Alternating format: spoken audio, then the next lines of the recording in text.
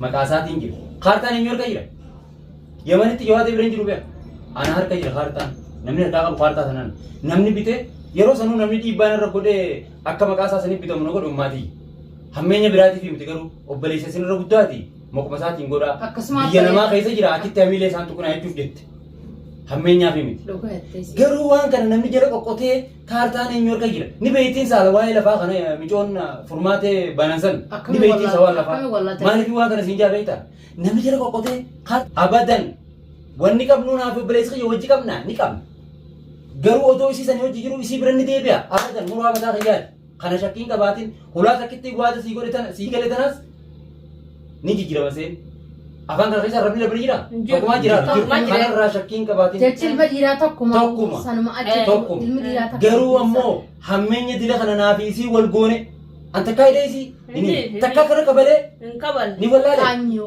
kabalun kanyo si doi te udah kanya ti na kabale guya daga diga dev jala bati ada gitu kabale ko ba kab daga wa unda duranes sa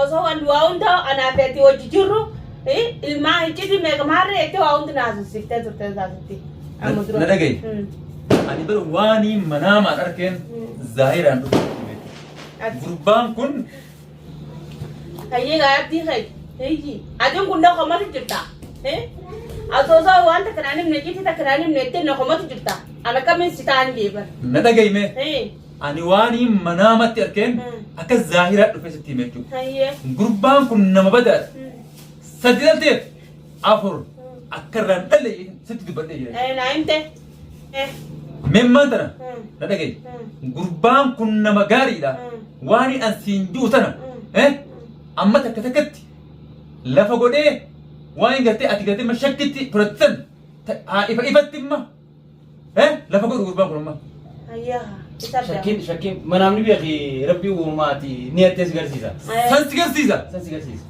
manama khalarati waan manama halkan ingart oromo ma jeti beita abdun kay kad gomo be khati gabaw jira ganama rabbini sambod dagise gaafa san rabbi suma garsiise garuu siitu manama san kara bareedatti ni katini male bareeda malle rakkoon qabu abbaat fassarata amma manamnummaan argisanu eegumaan bargate yaa bariisaa kanatti jechuudha salaata boota akka hetti manamaan akka jechuudha obboleetin yeetun hin sadday garuu guyyaan saddaytu arraan tana kunome dhugaan jirtu ni baate abadan dhugaan jirtu ni baate namni bakka haqarraa qabu takka irraa naannawa bakka isiin haqarraa qabdu ka isiin irraa naannachisan garuu sumaatutti doomsee keessaa baasee beekta ammallee bakka san alhamdulillah keessa deebite sodaan kee xiyyeeffannaan kee saboo qabeenya isaa yoo ta'e qabeenya keenya yoo taate anaaf beeka mee qabeenya masaa keessa kana daa'imma takka takkatti mee aboo takka takkatti boon dhageessa mana hulaa achi jiru san hulaa takka siifin kan naa'u shakkii takka hin qabaatin soddaa gaarii arrumaan akka dheewu qabu nama abdi jabeeffattuus arra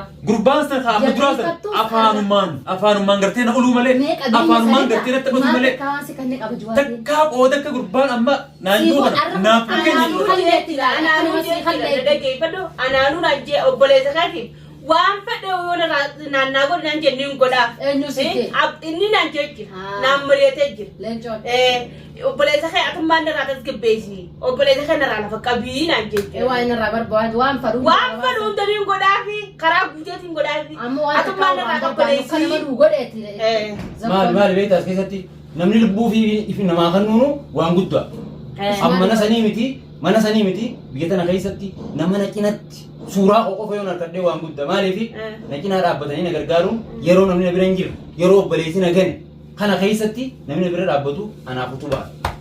Meeshaan isin jiru manni sun biqiltoota ijaarame naannoo magaalaati moo baadiyyaatti? Wallaahi magaalaa keessa. Magaalaa keessa. Magaalaa keessa. Garuu ammoo hundana naasisini waraqaanis. Sadiis haa abdi asin baasi waan hundaa. Hiccitiin guutuun ana harka kan jirtu. abdi namni qabeenya qabu bakka fadhee bitata magaalaattiin beekamtuu magaalaa oowwituu keessaa bitachuu dandeeyatu gaafii abdi. Gurbaan kun gamna namaati. Ilmoo namaati. Ilmoo namaati gurbaan. Ilmoo namaati. Hin barreegaan. Baga jiraatte. Baga jiraatte.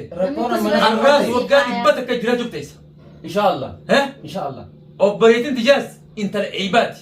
Naafisa dura fi mala dawla kumbaasin harabbiin si qabee jechuudha. Abdan baatan inshallah hojii jiraatanii. Gara toomii kanaa miti dubbiin waan guddootu ganaa lafa jiraa'u rakkoon qabaatiin mana sanii miti mataa kiyyaa'u si hanuudhaaf qophii rakkoota kan qabaatiin maaliif jennaan manni san ulaan takka rakkoota kan qabu. Saakana mafanneeti abdi maa Siifin saakana kan Soddumaa arrumaa harkadhee jibara. soddaa gaarii. maaliif waan kana jaabeeta dhugaa barbaada. Abdi kun soddaa miti obboleessaa ooluma jime soddaa mi kuni. Soddummaa jijjiiruu hin dandeenyu bara. Sila. Soddaa taatee obboleessaati kun obboleessaati. Soddummaan rahima haada rabbii walitti deebi'ee kan daamuruu hin dandeenyu. Abdamuramu. Kana alattis rakkoota na wajjin seenu alattis ni kannaa. Akkasumas Obboleessaatiin jalaa qaba waadallee galeefan himeef bilqiisaadhaaf. Amma dura bilqiisaallee siituu ta'e na fakkaatti. Garuu kana keessa amma nan oofin. Bilqisaa yoon fursaa Beeta argatu isin kana tos. xooyti. Takkaanis gaafadhu. Manni sun amma jaarame maqaa eenyuutiin jira manni sun amma? Manni maqaa isaatiin jira. Isiin ammoo Maqaa jawaateeti immoo. maqaa jawaateetiin jira. Waraqaan ammoo harka jirti. Gara toomimaan bareedduu na gaafatte as keessatti ni beekii namni bakka biraa gisee jiru dhufee firmaa godhuu hin danda'u. Dhugaa maqaa isaatiin kan hin godhu. Maqaa isaatiin jira. Kaartaan eenyu harka jira? Yamanitti jawaatee bira hin jiru beeka. Ana harka jira kaartaan. Namni harkaa qabu kaartaa sanaan. Namni bitee yeroo sanuu namni dhiibbaan irra godhee akka maqaa isaa saniif bitamu na godhu ummaatii. Hammeenya biraatiif miti garuu obboleessa isin irra guddaati. Maquma isaatiin godhaa. Akkasumas Biyya namaa keessa jira akitti hamiilee isaan tuqunaa jechuuf jette. Hammeenyaaf miti. Dhugaattees. Garuu waan kana namni jala qoqqotee kaartaan eenyu harka jira. Ni beektiin saala waa'ee lafaa kana micoon furmaatee banansan. Ni beektiin saa waan lafaa. Maaliif waan kana siin jaabeeta? Namni jala qoqqotee kaartaa sun eenyu harka jira. Maqaa eenyuutiin bitame. Lafti noo. Aboo gammoojjii dhuftee wallaattoo iyyee. Bakki manni irra ijaarame sanoo eenyuun jira firmaa eenyuutiin jirattee ta'a. Jijjaatachiiftee jala itti kaafte furmaatee. Garuu waan san hundinuu maqaan kasaadha. Firmaan kiyya. Kaartaan eenyu harka jira. Ana harka jira obboleessa kee. Maqaa isaatiin jiraateef hin furatuu beeka. Illaanuu firmaateenu qabeenya gartee gurbaan kun qabuudhaa fi isa kana jala qorattee akkuma gartee jedhu kun itti adda bahan. Wanna kana dhiyoo namni godhe akkamitti irratti mee? Isiin mana san hulaa tokko seenurra muraa mataa kiyyaa hulaa takkitti isiin ol seenu san sii kan nurra naa Maal qabdii keessaa seenti mana? siifin Maal qabdi qabeenya hayyaa isa ol sentisi. Bari yeroo daddagummaa. Ilmaan kee takka takkatti takkoo daakam. Manuma kanaa gartee ji'a tokko akka gartee maqaa ishee deebisii waan guutuu barkaa edaanuu furmaateen wannummaa ilmaan obboleettiin xiyyaate lafaa guurattee akka okkoteetti fira guursii deemtuuf qabeenyuma siisaniin dhaalaaf akka dhootte jechuusin. Waliin carqiidhaan Qabeenya ilmaan sii teette dhaaluu deemti furmaateen shaatee. Ilmaan ammoo arraan dalagaa akka gartee waan biraa fudhattee tokkotti qabattee deemtiin. Garuu kun immoo dubbii na qubsisuudha miti. Qabeenyaas akkamittiin fudhaa fi isin amma tattaafannoo jirti jechuudha. kana keessa maaltu naa gala beektaa guyyaa mana isaanii naqabanii summii sana akkasii natti uwwansa maaltu na dhagaame beektee garaa kiyya keessa nama tokkotti hin himne beekta. Ati bari jasi beeksisanii Iccitiidha. Nama tokkoof isin himin. barbaanneef si godhani. Nama tokkoof isin himin iccitiidha siifin hime soddaa kiyya gaariidha. Nama nuufeessatti hime malee silaa hin dubbatu. Guyyaa isaan natti uwwansanii maal hin jee beektee yaa jawaatee keenya afaanillee hin dubbanne garaa kiyya keessatti hin jee yaa jawaatee keenya.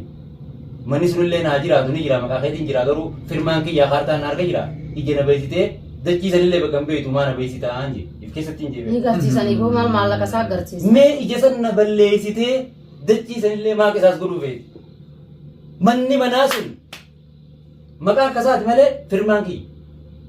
Firmaan beektaami? Ati boo barakkumuu maata gajaan si dhagarre si godhuu deeman isaan akhirumattooyi. Isa dhaamsaniiti. Dhaamsanii. Dhaamsaniiti walaba godhaniiti. Intalti namni bilaamni. Qabeenyi isaa sa'ee harka mure. Sabiitti magaalaadhaa miti maqaan isaanii maqaa guddaadha ganda san keessatti meedachiin obboleessi jaarii jenna nama fadhee gartatan dukkanatti Nagaafatu. naafa.